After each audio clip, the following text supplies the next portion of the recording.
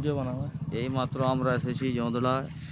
এই জোঁদড়া সিনসিনারি আপনারা দেখাচ্ছেন যে বিল্ডিংটা গত বছর ভেঙে পড়ে গেছিলো, সেই বিল্ডিংটা দেখাচ্ছি। এই বিল্ডিংটাকে দাঁড় করিয়ে দিয়েছে। বিল্ডিংটা খুব গুরুত্বপূর্ণ বিল্ডিং ছিল গত বছর। প্লাস একটু ভাইরাল হবে তাই বিল্ডিংটা। আজকে যে জোঁদড়া রাস্তা, এখানে তো মোটামুটি বোঝা যাচ্ছে যে এখানে হয়তো ভাঙতে নাও পারে। নদীর জল তো খুব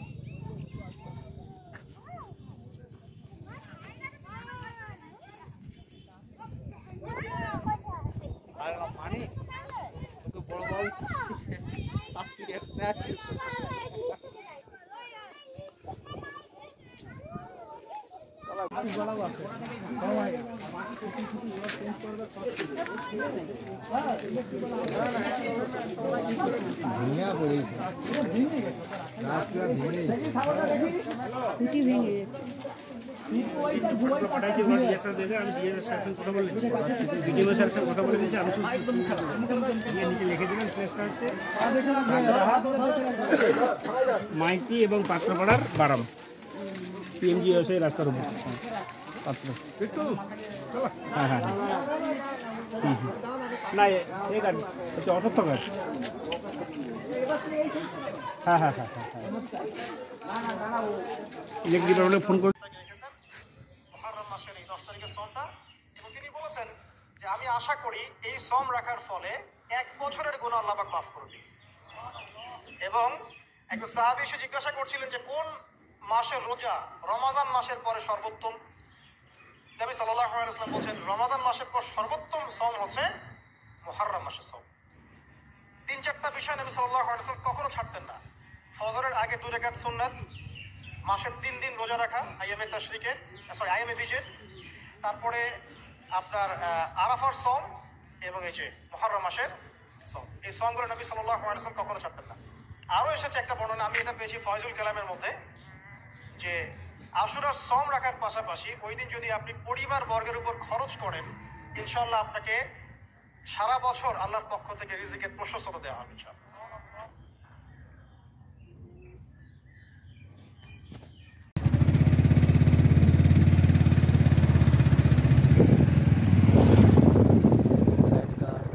नदी का, आसमान का सब।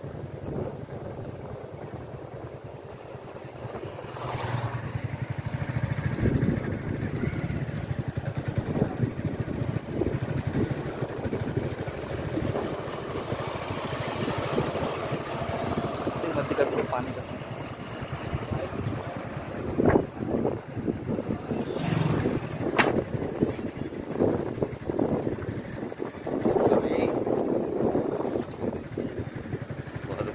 पानी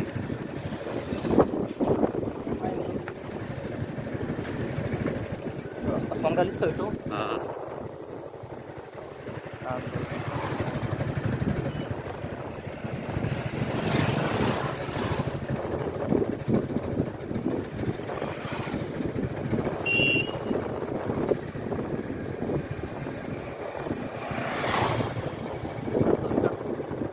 हाँ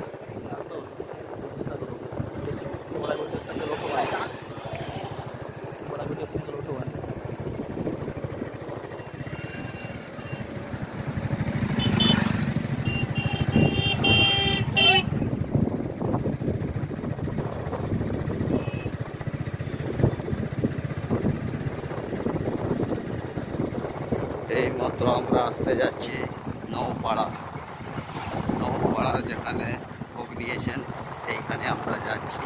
সেখানের পরিস্থিতি আমাদেরকে দেখতে হবে, কী অবস্থায় মাছ বেঁধেছে এবং কার্যকারী চলছে। সেই জন্য আমরা নওপাড়া যাচ্ছি।